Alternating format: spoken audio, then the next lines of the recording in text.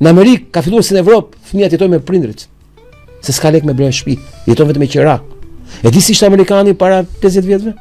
Blinte me një rrok, blinte një shtëpi. Po jo me rrok, po kishte stabilitet dhe kishte mundësi çdo çift i ri të blinte shtëpi vëlla.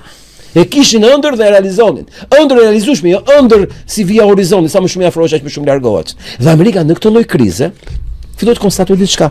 Ora ëndër amerikane, Make America Great Again, ka i pengesë Federal Reserve. Kush e ka? Ata. Po, tërkutë. Lufta e Trumpit është për të marrë Federal Reserve. Lexoni lajmet. 2. Kemi problem tjetër. Kush i kontrollon kredit në Amerikë? Po këta. Çfarë po bën kredit? Po varrosin Amerikën.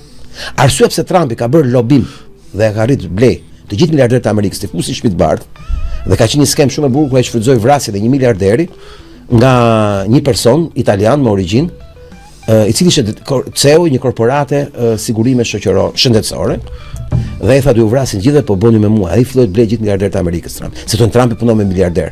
Ora punon me miliarder se këta të hedhin erë me krizat që krijojnë.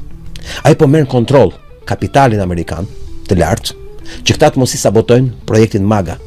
Dhe t'i kthehet, i detyrojnë të kthehen pro projektit MAGA. Sepse projekti MAGA ka një armik që quhet projekti MIGA.